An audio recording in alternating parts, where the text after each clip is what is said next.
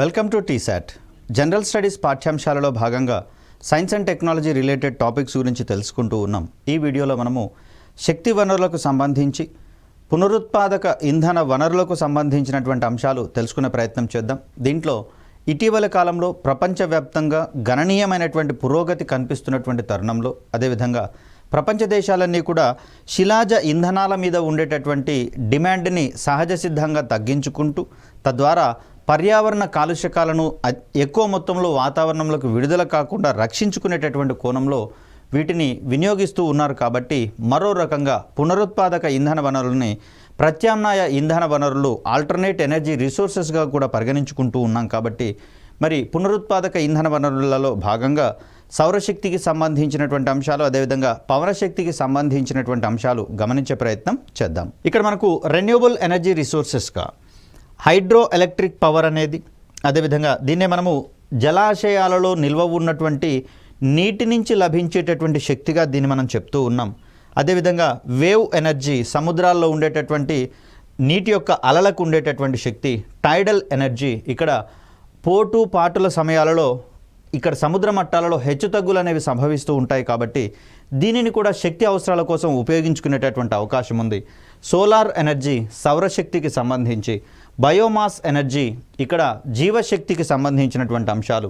అదేవిధంగా geothermal energy, wind energy, వీటితో పాటుగా ఓషియానిక్ థర్మల్ ఎనర్జీ, ఇవన్నీ కూడా మనకు పునరుత్పాదక ఇంధన వనరులలో భాగంగా కనిపించేటటువంటి అంశాలుగా మనం చూస్తూ ఉన్నాం. సో మరి ఒక్కొక్క దాని గురించి గమనించేటటువంటి ప్రయత్నం చేద్దాం. పునరుత్పాదక ఇంధన వనరులనే మరో రకంగా అంతరించిపోని శక్తి వనరులు, లేదా దీన్నే మనము నాన్ ఎగ్జాస్టిబుల్ ఎనర్జీ రిసోర్సెస్గా పేర్కొంటూ ఉంటాం. అదేవిధంగా సాంప్రదాయేతర ఇంధన వనరులు, నాన్ కన్వెన్షనల్ ఎనర్జీ రిసోర్సెస్ అంటాం.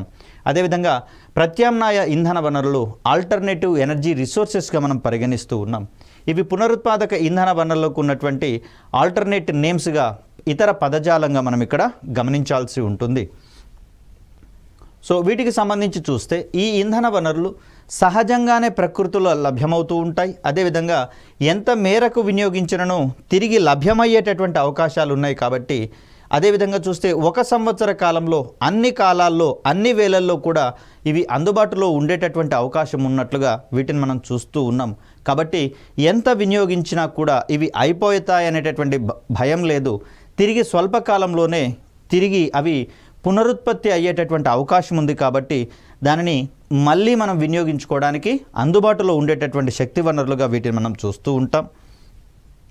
సో పునరుత్పాదక ఇంధన వనరులకు ఉదాహరణగా సౌరశక్తి, సోలార్ పవర్, పవన శక్తి, విండ్ పవర్, సముద్ర అలల శక్తి, టైడల్ ఎనర్జీ, అదేవిధంగా భూతాప శక్తి, ఇది వేవ్ ఎనర్జీగా చెప్తాం. తర్వాత టైడల్ ఎనర్జీ, హై టైడ్స్, లో టైడ్స్కి ఉండేటటువంటి ఆ ఎనర్జీని మనం ఇక్కడ టైడల్ ఎనర్జీగా చెప్తూ ఉంటాం. భూతాప శక్తి, జియో థర్మల్ ఎనర్జీ, సముద్ర తాపశక్తి, ఓషియానిక్ థర్మల్ ఎనర్జీ, ఇలాంటి వాటిని మనం పునరుత్పాదక ఇంధన వనరులకు ఉదాహరణలుగా పేర్కొనే ప్రయత్నం చేస్తాం. ఇక విద్యుత్ ఉత్పాదన, గృహాలలో ఉష్ణశక్తి అవసరాలు, గ్రామీణ ప్రాంతాల్లో ప్రధాన శక్తి వనరులుగా, అదేవిధంగా వాహనాలలో చోదక శక్తిగా ప్రత్యామ్నాయ ఇంధన వనరులు ఉపయోగించబడుతూ సాంప్రదాయ ఇంధన వనరులపై ఉండేటటువంటి డిమాండ్ను క్రమక్రమంగా తగ్గిస్తూ ఉన్నటువంటి పరిస్థితిని మనం చూస్తూ ఉన్నాం. ఎప్పుడైతే శిలాజ ఇంధనాల వినియోగాన్ని మనం తగ్గిస్తూ ఉన్నామో అప్పుడు శిలాజ ఇంధనాల వినియోగం వల్ల పర్యావరణంలో కలుస్తున్నటువంటి GHG ఈ గ్యాసెస్ కూడా మనకు తగ్గుతూ పోతున్నటువంటి పరిస్థితులు మనకు కల్పిస్తూ ఉన్నాయి. ఇక్కడ హరిత గృహ వాయువులుగా వీటిని మనం చెప్తూ ఉంటాం. వీటి వల్ల మనకు గ్లోబల్ వార్మింగ్ లాంటి పరిస్థితులు ఏర్పడుతూ ఉండడం వల్ల సకాలంలో వర్షాలు పడక, అదేవిధంగా అకాల వర్షాలు ఏర్పడము, వీటితో పాటుగా కరువు కాటకాలు సంభవించడము, ఇలాంటి ప్రకృతి మార్పులు లేదా ప్రకృతి విపత్తులు ఏర్పడేటటువంటి అంశాలు మనం చూస్తూ ఉన్నాం. కాబట్టి శిలాజ ఇంధనాల యొక్క వినియోగాన్ని క్రమక్రమంగా తగ్గించాల్సినటువంటి ఆవశ్యకత ఏర్పడినట్లుగా మనం ఇక్కడ చూస్తూ ఉన్నాం. సో ఫలితంగా వీటిని పర్యావరణ హితమైనటువంటి ఇంధన వనరులుగా పేర్కొంటూ ఉన్నాం, పునరుత్పాదక ఇంధన వనరులని. అంతేకాకుండా భారతదేశం లాంటి దేశాలలో మారుమూల ప్రాంతాల్లో ఉన్నటువంటి గ్రామీణ ప్రాంతాల జనాభాకు కూడా ఇవి అందుబాటులో ఉండేటటువంటి అవకాశం అనేది ఉంది. మరి ఈ ప్రాంతాలకు సాంప్రదాయ ఇంధన వనరులైనటువంటి శిలాజ ఇంధనాలను పెట్రోలియం వంటి వాటిని, పెట్రోలు మరియు డీజిల్, అదేవిధంగా ఎల్పిజి వంటి వాటిని తరలించాలి, ట్రాన్స్పోర్ట్ చేయాలి అంటే కొంత కష్టసాధ్యమైనటువంటి అంశం. దానికి కూడా అధిక ఖర్చు చేసేటటువంటి అవకాశాలు ఉన్నాయి. కాబట్టి ఇవి అందుబాటులో ఉంటూ అక్కడికక్కడికే శక్తి అవసరాలను తీర్చేటటువంటి కోణంలో మన ముందు ఉన్నటువంటి శక్తి వనరులుగా మనం వీటిని చూస్తూ ఉంటాం. ఇక్కడ ఈ రకమైనటువంటి కార్యక్రమాల్లో భాగంగా ప్రత్యామ్నాయ ఇంధన వనరుల వినియోగంపై ప్రభుత్వాలు ప్రధానంగా దృష్టి సారించాల్సినటువంటి అవసరం ఏర్పడింది. ప్రపంచవ్యాప్తంగా కనీసం 30% దేశాలలో శక్తి పంపిణీ అనేది 20% పైగా పునరుత్పాదక ఇంధన వనరుల నుండి జరుగుతున్నట్లుగా మనం చూస్తూ ఉన్నాం. ఈ వాటా ఇటీవల కాలంలో ఇంకా పెరుగుతూ పోతూ ఉంది. అవసరమైతే కొన్ని విభాగాలలో సాధ్యమైనంత మేరకు 100% ఇక్కడ పునరుత్పాదక ఇంధన వనరుల నుంచే వాటి యొక్క శక్తి అవసరాలను తీర్చుకోవాలని చెప్పేసి అని నిర్దేశించుకోవడం జరిగింది.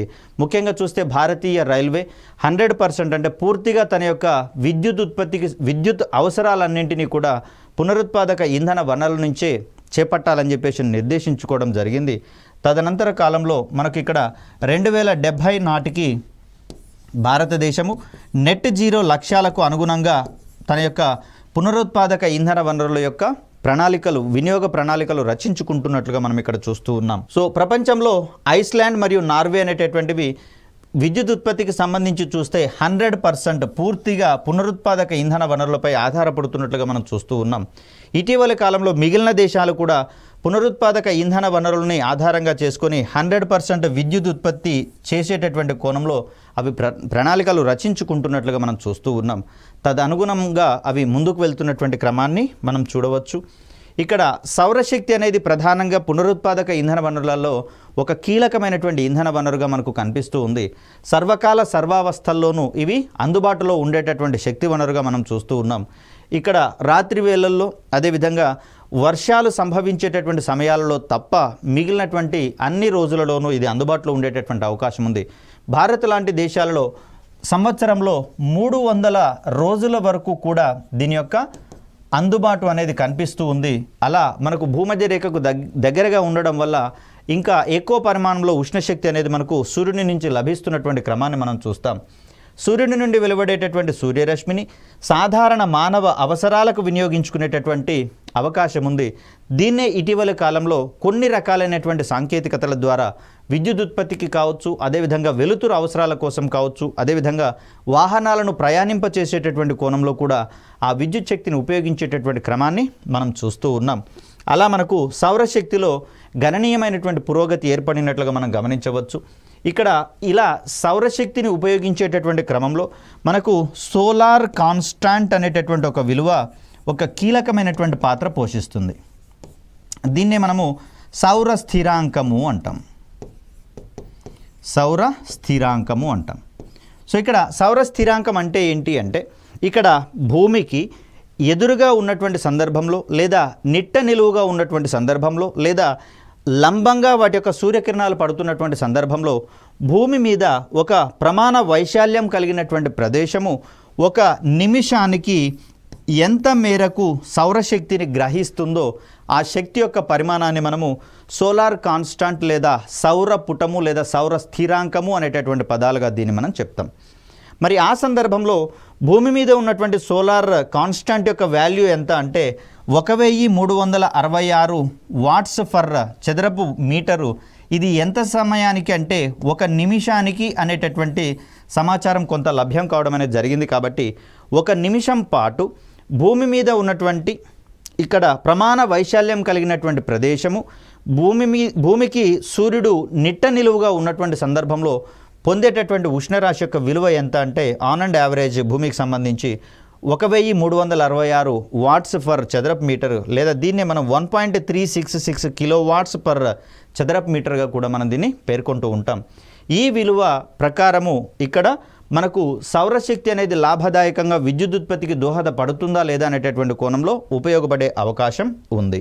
ఇక మరికొన్ని అంశాలు చూస్తే, మానవాళి అవసరాల కోసం విద్యుత్ ఉత్పత్తికి కావచ్చు, అదేవిధంగా ఉష్ణశక్తి ఉత్పత్తికి కావచ్చు సౌరశక్తిని ఉపయోగించుకునేటటువంటి వీలు అనేది కలుగుతూ ఉంది. సౌరశక్తి నుంచి విద్యుత్ ఉత్పాదనకు గాను సౌర విద్యుత్ ఘటాలు అనేవి ఉపయోగపడుతున్నట్లుగా మనం చూస్తూ ఉన్నాం. ఈ సాంకేతికతని అంటే సౌర విద్యుత్ ఘటాలు, సోలార్ సెల్స్ అనేటటువంటివి, సోలార్ ఎలక్ట్రిక్ సెల్స్ లేదా సోలార్ పవర్ సెల్స్ అనేటటువంటివి, వీటి సహాయంతో విద్యుత్ ఉత్పత్తి చేసేటటువంటి సాంకేతికతను మనము సోలార్ ఫోటో వోల్టాయిక్ టెక్నాలజీగా మనం చెప్తాం. సోలార్ ఫోటో వోల్టాయిక్ టెక్నాలజీగా దీన్ని మనం పేర్కొంటూ ఉంటాం. సో దీంట్లో మనకు ఉపయోగపడేటటువంటి ధర్మంగా, అంటే సోలార్ ఫోటో వోల్టాయిక్ టెక్నాలజీలో ఉపయోగపడేటటువంటి ధర్మంగా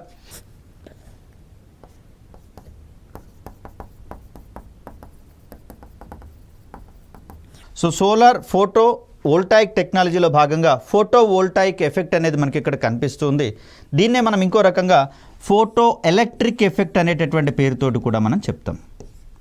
అంటే ఏంటి అంటే ఇక్కడ సౌరఘటాల మీద సౌరశక్తి పతనమైనటువంటి సందర్భంలో ఇక్కడ ఈ సౌరఘటాలలో ఉన్నటువంటి సిలికాన్ మరియు బోరాన్ అనేటటువంటి లోహాలను ఇందులో అమర్చడం అనేది జరుగుతుంది. మరి ఈ సిలికాన్ మరియు బోరాన్లలో ఉండేటటువంటి ఎలక్ట్రాన్లను ఈ విధంగా పడినటువంటి కాంతి అనేది ప్రేరేపించడం ద్వారా అవి సిలికాన్ మరియు బోరాన్ల యొక్క బాహ్య కర్పరాల నుంచి వెలుపలకు వస్తాయి, ఉత్తేజితం చెందించడం ద్వారా. ఇలా వెలువడినటువంటి ఎలక్ట్రాన్స్ ఏవైతే ఉన్నాయో వీటిని మనము ఫోటో ఎలక్ట్రాన్స్ అనేటటువంటి పేరుతోటి చెప్తాం. కాబట్టి ఈ ఎఫెక్ట్ని మనము ఫోటో ఎలక్ట్రిక్ ఎఫెక్ట్ అనేటటువంటి పేరుతోటి మనం చెప్తూ ఉన్నాం. సో ఈ సందర్భంలో వెలువడినటువంటి ఎలక్ట్రాన్స్ ఏవైతే ఉన్నాయో వీటిని హ్యూజ్ అమౌంట్ కలెక్ట్ చేయడం కోసము ఇక్కడ అనేకమైనటువంటి సౌర ఘటాలను ఒకదానితో ఒకటి అనుసంధానం చేసి సోలార్ ప్యానెల్స్ని ఏర్పాటు చేయడం అనేది జరుగుతుంది. ఇలాంటి సోలార్ ప్యానెల్స్ని అనేకము ఒక ప్రాంతంలో ఏర్పాటు చేయడం ద్వారా మనకు సోలార్ ఫీల్డ్ అనేటటువంటిది ఏర్పడడం జరుగుతుంది. మరి ఈ సోలార్ ఫీల్డ్స్ నుంచి ఫోటో వోల్టాయిక్ టెక్నాలజీ లేదా ఫోటో ఎలక్ట్రిక్ ఎఫెక్ట్ ద్వారా కలెక్ట్ చేయబడినటువంటి ఎలక్ట్రాన్లను సంగ్రహించి విద్యుత్ అవసరాల కోసం ఉపయోగించేటటువంటి సాంకేతికతగా మనకి ఇక్కడ కనిపిస్తూ ఉంది ఈ సోలార్ ఫోటో వోల్టాయిక్ టెక్నాలజీ అనేటటువంటిది. దీని ద్వారా సౌర విద్యుత్ ఉత్పత్తి అనేది సంభవించడం జరుగుతుంది.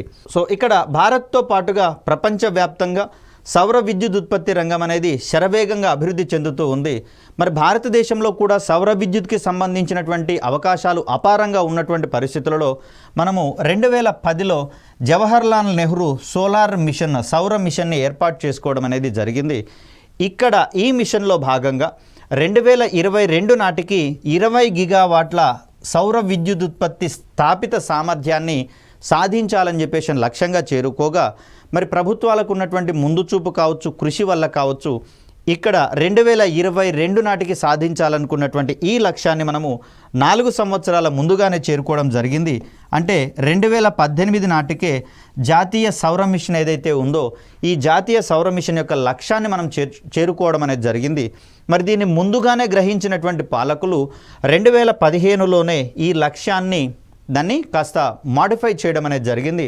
ఈ లక్ష్యాన్ని 2015లో సవరించి 2022 నాటికి 100 gigawatts solar installed capacity, power కెపాసిటీని సాధించాలని చెప్పేసి లక్ష్యంగా చేరుకోవడం జరిగింది. దీంట్లో 40 గిగావాట్ల వరకు గనక గమనిస్తే వీటిని ఇంటి పైకప్పుల మీద ఏర్పాటు చేయబడినటువంటి రూఫ్ టాప్ సోలార్ పవర్ ప్లాంట్ల ద్వారా ఏర్పాటు చేసుకోవాలని చెప్పేసి ఉద్దేశించుకోవడం జరిగింది. మిగిలిన 60 గిగావాట్లు ఏవైతే ఉన్నాయో ఈ 60 గిగావాట్లను భూస్థాపిత కేంద్రాల ద్వారా ఏర్పాటు చేసుకోవాలని చెప్పేసి నిర్దేశించుకోవడం జరిగింది.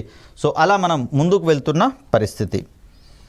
ఇక్కడ తాజా గణాంకాల ప్రకారము, అంటే సెప్టెంబర్ 30, 2024 వరకు అందుబాటులో ఉన్నటువంటి సమాచారం ప్రకారము భారత్లో సౌర విద్యుత్ స్థాపిత సామర్థ్యం అనేది 90.76 గిగావాట్స్గా మనకు కనిపిస్తూ ఉంది. 90.76 గిగావాట్స్గా కనిపిస్తూ ఉంది.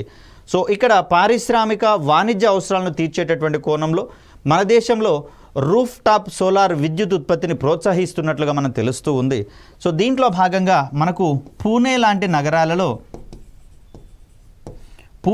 నగరాలలో ఇప్పటికే బిల్డింగ్స్ని కనుక కన్స్ట్రక్షన్ చేసేటటువంటి క్రమంలో ఈ పవర్ ప్లాంట్ని ఏర్పాటు చేసుకుంటూనే భవన నిర్మాణ అనుమతులు ఇచ్చేటటువంటి అవకాశాల కోసం చూస్తున్నారు. అదేవిధంగా బెంగళూరు లాంటి నగరాలలో ఇప్పటికే అనేకము సోలార్ రూఫ్ టాప్ పవర్ ప్లాంట్లు ఏర్పాటు చేసుకొని వాటి సహాయంతో ఇక్కడ సోలార్ గీజర్లకు అవసరమైనటువంటి శక్తిని కూడా తీసుకోవడం జరుగుతుంది. తద్వారా అక్కడ స్నాన అవసరాల కోసం వేడి నీటిని ఈ రూఫ్ టాప్ సోలార్ పవర్ ప్లాంట్ల ద్వారా సంపాదిస్తున్నటువంటి సంగతిని మనం ఇక్కడ గమనించాలి. ప్రస్తుతము 2.1 గిగావాట్స్ సామర్థ్యంతో 70% పారిశ్రామిక వాణిజ్య అవసరాలను ఈ విధానంలోనే తీర్చుకుంటున్నటువంటి పరిస్థితి కనిపిస్తూ ఉంది.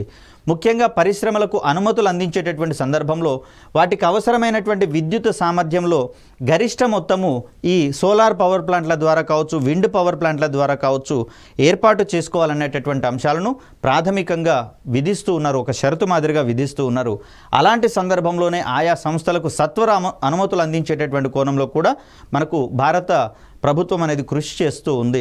తద్వారా పారిశ్రామికీకరణ పెరుగుతున్నా కానీ ఇక్కడ కర్బన ఉద్గారాల పరిమాణాన్ని తగ్గించుకునేటటువంటి కోణంలో విద్యుత్తుని పునరుత్పాదక ఇంధన వనరుల ద్వారా సమీకరించుకోవాలని చెప్పేసి లక్ష్యంగా నిర్దేశించుకోవడం అనేది జరిగింది.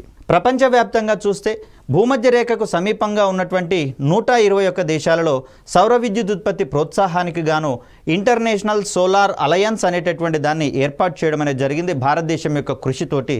దీన్ని 2015లో భారత ప్రధాని నరేంద్ర మోడీ ప్రారంభించడం జరిగింది. కాబట్టి దీనికి సంబంధించినటువంటి అధ్యక్ష బాధ్యతలు కూడా భారతదేశానికే ఇవ్వడం జరిగింది.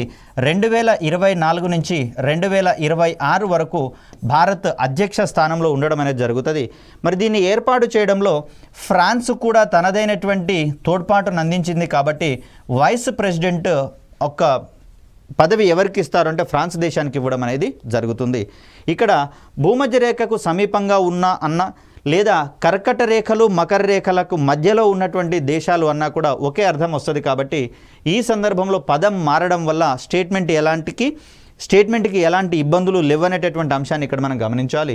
సో మొత్తంగా చూస్తే 121 దేశాలలో ఈ ఇంటర్నేషనల్ సోలార్ అలయన్స్ ద్వారా సౌరశక్తికి సంబంధించినటువంటి బ్యాంకును ఏర్పాటు చేయాలనేది ఒక కీలకమైనటువంటి ప్రతిపాదనగా మనకి ఇక్కడ కనిపిస్తూ ఉంది.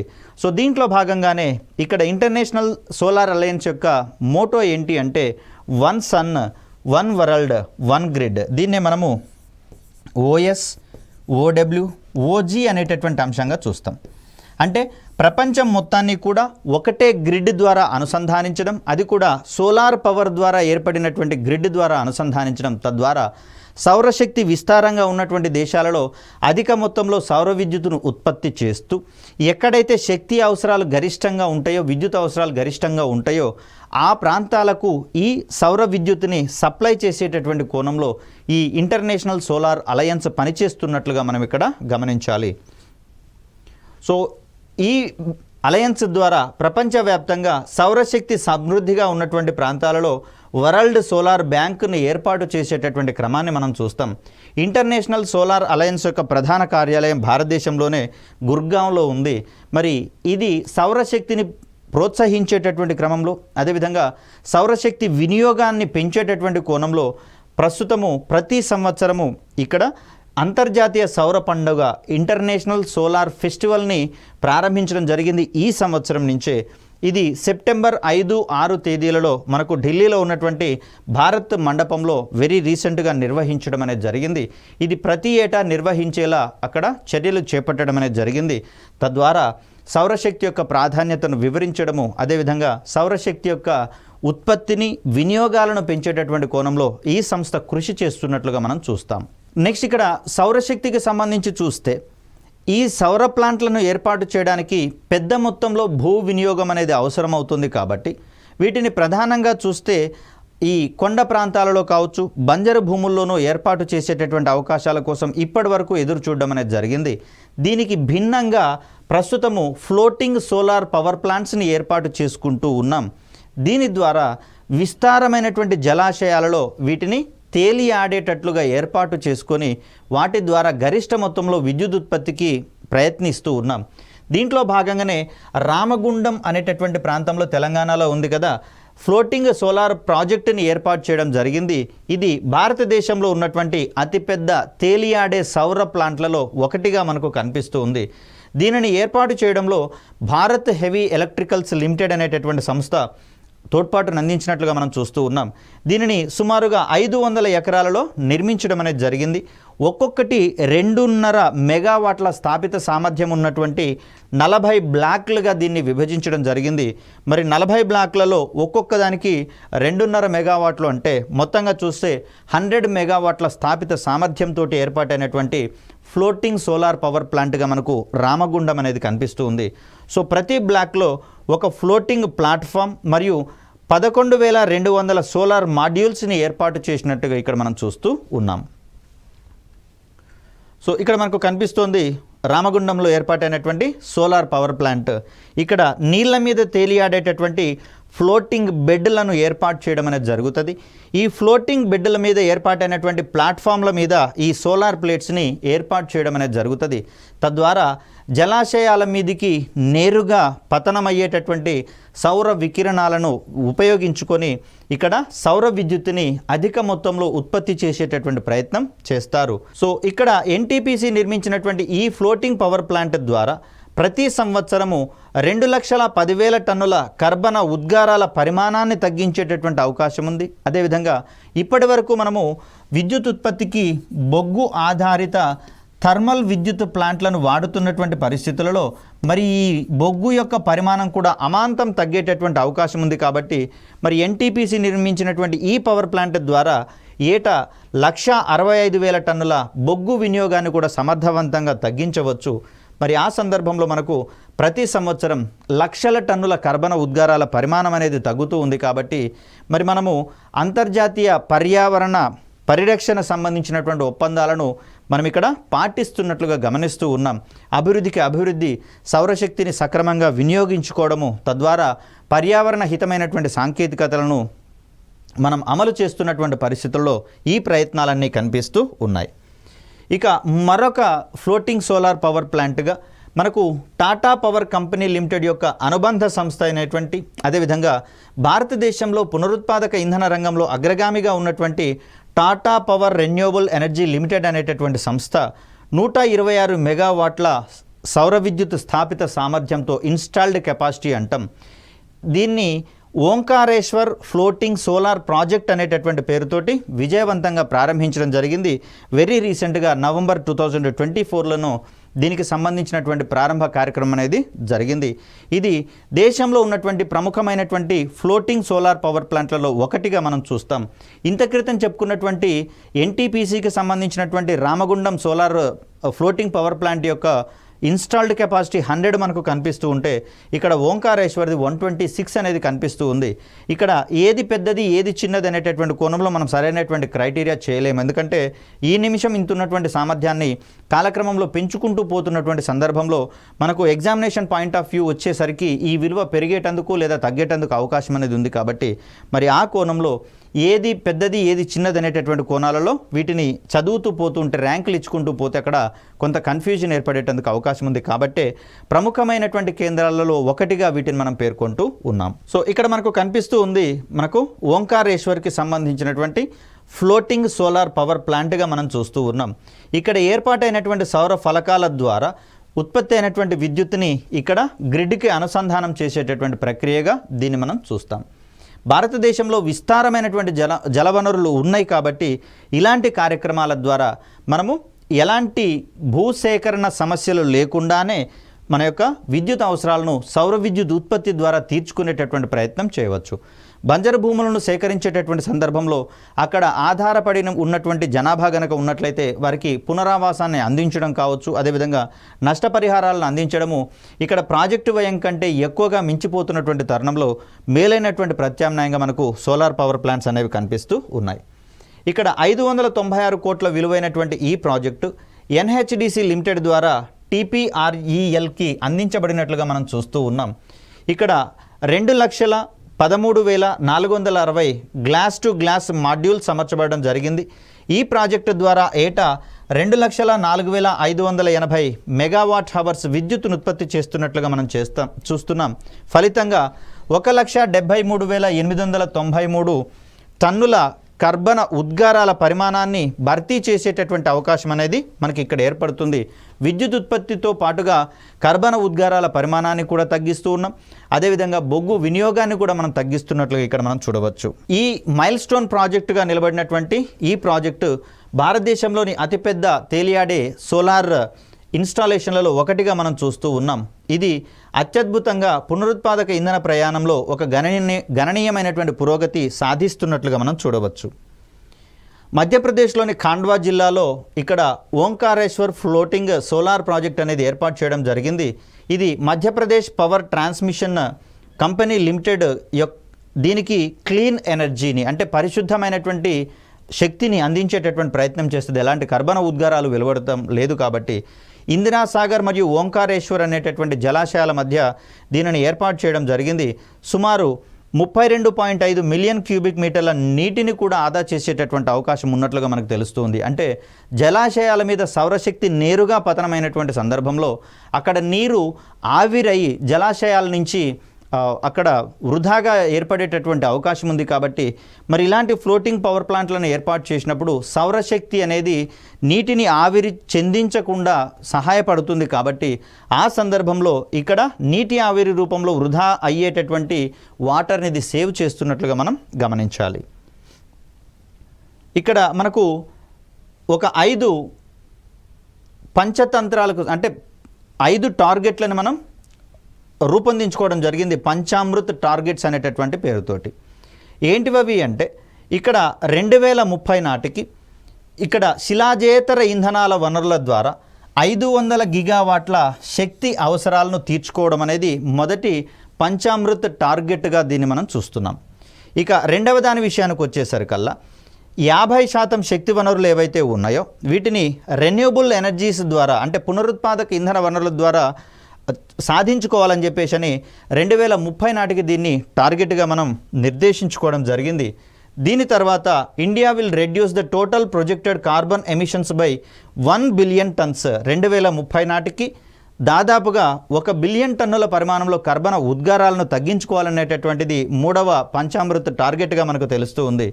2030 నాటికి ఇక్కడ కార్బన్ ఇంటెన్సిటీని దీని కార్బన్ ఆధారిత ఆర్థిక వ్యవస్థని మనకు 45% కంటే దిగువకు పరిమితం చేసుకునేటటువంటి కోణాన్ని ఇక్కడ మనం చూడాలి. అదేవిధంగా 2070 నాటికి మనం నెట్ జీరో కార్బన్ ఎమిషన్స్ అనేటటువంటి లక్ష్యాలను సాధించుకునేటటువంటి ప్రయత్నం చేయాలి. ఇక్కడ సౌర విద్యుత్ తర్వాత అత్యంత ప్రాధాన్యత కలిగినటువంటి మరొక రెన్యూబుల్ ఎనర్జీ రిసోర్స్గా విండ్ ఎనర్జీ అనేది మనకు కనిపిస్తూ ఉంది. ఇక్కడ ఏర్పాటు చేసినటువంటి విండ్ టర్బైన్ల ద్వారా ఇక్కడ గాలి యొక్క యాంత్రిక శక్తిని ఈ టర్బైన్లను తిప్పేటటువంటి క్రమంలో విద్యుత్ శక్తిగా మార్చేటటువంటి ప్రయత్నం చేస్తాం. సో ఇక్కడ ఈ టర్బైన్లకు అమర్చబడినటువంటి షాఫ్ట్ అనేటటువంటి పరికరం ద్వారా చివరన ఉన్నటువంటి జనరేటర్ ఎలక్ట్రిక్ జనరేటర్ లేదా పవర్ జనరేటర్ని తిప్పడం అనేది జరుగుతుంది. ఈ ఎలక్ట్రిక్ జనరేటర్ ద్వారా అవసరమైనటువంటి విద్యుత్ అనేది మనకు లభించడం జరుగుతుంది. సో అలా మనం గాలికి ఉండేటటువంటి యాంత్రిక శక్తిని విద్యుత్ శక్తి ఉత్పత్తికి ఉపయోగించే ప్రయత్నం చేస్తాం. ప్రవహించే గాలికి ఉండేటటువంటి యాంత్రిక శక్తిని విండ్ టర్బైన్ల సహాయంతో విద్యుత్ శక్తిగా పరివర్తన చెందించవచ్చు. సో ఈ కోణంలో ఏ శక్తి ఎలా మారుతుంది అనేటటువంటి కోణంలో కూడా మనకు క్వశ్చన్ అనేది పడుతుంది. ఇక్కడ సౌరశక్తి అనేది మనకు ఎలక్ట్రిక్ విద్యుత్ శక్తిగా మారుతుంది. ఇక్కడ పవన శక్తి విషయానికి వచ్చేసరికల్లా గాలికి ఉండేటటువంటి యాంత్రిక శక్తి అనేది మనకు విద్యుత్ శక్తిగా మారుతున్నట్లుగా చూస్తూ ఉన్నాం. ఇక్కడ ఎల్లవేళలా అందుబాటులో ఉంటూ పునరుత్పాదక లక్షణాన్ని కలిగి ఉండి శిలాజ ఇంధనాలకు ప్రత్యామ్నాయంగా వాడగలిగేటటువంటి శక్తి వనరుగా పవన శక్తి అనేది ఖ్యాతి గడించడం జరిగింది. ఇక్కడ సౌరశక్తి అయితేనేమో కేవలం పగటి సమయాల్లో మాత్రమే అందుబాటులో ఉంటుంది. విండ్ ఎనర్జీ అనేటటువంటిది పవన శక్తి అనేది రాత్రి వేళల్లో మరియు పగటి వేళల్లో కూడా అందుబాటులో ఉండేటటువంటి అవకాశం ఉంది. కాబట్టి ఎల్లవేళలా విద్యుత్ ఉత్పత్తికి దీన్ని మనం ఉపయోగించే ప్రయత్నం చేయవచ్చు. సౌరశక్తి మాదిరిగానే పవన శక్తి కూడా విద్యుత్ ఉత్పాదనలోనూ దీని యొక్క వినియోగంలో ఉపయోగించేటటువంటి సందర్భంలో ఎలాంటి హరిత గృహ వాయువులు గ్రీన్ హౌస్ గ్యాసెస్ వంటివి వెలువడవు అని చెప్పేసి చెప్తూ ఉన్నాం. కాబట్టి వీటిని పర్యావరణ హితమైనటువంటి ఇంధన వనరుగా చెప్తూ ఉన్నాం. ప్రపంచంలో అతిపెద్దదైనటువంటి పవన విద్యుత్ క్షేత్రము చైనాలో ఉన్నట్లుగా మనం చూస్తూ ఉన్నాం. భారత్ కూడా ఈ విషయంలో కన్సిస్టెంట్గా ముందుకు పోతున్నటువంటి క్రమాన్ని చూడవచ్చు. ప్రపంచంలో మొట్టమొదటి విండ్ మిల్ స్కాట్లాండ్లో ఏర్పాటైనట్లుగా మనం చూస్తూ ఉన్నాం. అదేవిధంగా డెన్మార్క్లో కూడా దీనికి సంబంధించినటువంటి కంట్రిబ్యూషన్ అనేది ఎక్కువగా ఉన్నటువంటి పరిస్థితులు మనకు కనిపిస్తూ ఉన్నాయి. So land of windmills అనేటటువంటి పేరుతో డెన్మార్క్ను పేర్కొనడం అనేది జరుగుతుంది. భారత్లో కూడా ప్రయోగాత్మకంగా మహారాష్ట్ర, గుజరాత్, తమిళనాడులలో పవన విద్యుత్ క్షేత్రాలను ఏర్పాటు చేసినట్లుగా మనం చూస్తూ ఉన్నాం. ఇక్కడ 2024 సెప్టెంబర్ 30 నాటికి ఉన్నటువంటి గణాంకాలను గమనిస్తే పవన విద్యుత్ ఉత్పత్తి సామర్థ్యము స్థాపిత సామర్థ్యం అని చెప్పేసి అంటాం. ఇది 47.36 గిగావాట్లుగా మనం చూస్తూ ఉన్నాం. ప్రపంచంలో అత్యధిక పవన విద్యుత్ ఉత్పత్తి స్థాపిత సామర్థ్యం కలిగినటువంటి దేశాల జాబితాలో భారత్ 4వ స్థానంలో ఉన్నట్లుగా మనం చూస్తూ ఉన్నాం. అలాగే రెన్యూబుల్ ఎనర్జీ రిసోర్సెస్కి సంబంధించి కూడా మనకి ఇక్కడ 4వ స్థానంలో ఉన్నట్లుగా కనిపిస్తూ ఉంది. సో ఇక్కడ మనకు సెప్టెంబర్ 2024 గణాంకాల ప్రకారం భారతదేశంలో పవన విద్యుత్తుని ఉత్పత్తి చేస్తున్నటువంటి రాష్ట్రాల జాబితాలో గుజరాత్, తమిళనాడు, కర్ణాటక మరియు మహారాష్ట్ర మొదటి 4 ప్లేస్లలో ఉన్నట్లుగా మనకు కనిపిస్తుంది. భారత్లో అధిక పవన విద్యుత్ ఉత్పత్తి చేస్తున్నటువంటి క్షేత్రంగా ముప్పందాల్ విండ్ ఫామ్ అనేది కన్యాకుమారికి సంబంధించినటువంటి విండ్ ఫామ్గా దీన్ని మనం చూస్తూ ఉన్నాం. అలా భారతదేశంలో సౌర విద్యుత్ ఉత్పత్తిలో కావచ్చు, అదేవిధంగా పవన విద్యుత్ ఉత్పత్తిలో కావచ్చు కన్సిస్టెంట్గా డెవలప్మెంట్ అనేది కనిపిస్తూ ఉంది.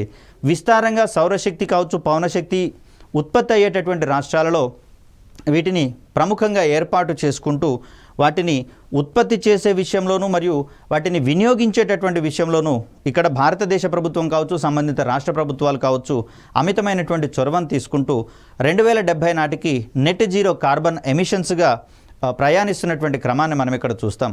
మిగిలినటువంటి పునరుత్పాదక ఇంధన వనరుల గురించి నెక్స్ట్ వీడియోలో గమనించేటటువంటి ప్రయత్నం చేద్దాం. అప్పటి వరకు సెలవు. ధన్యవాదాలు.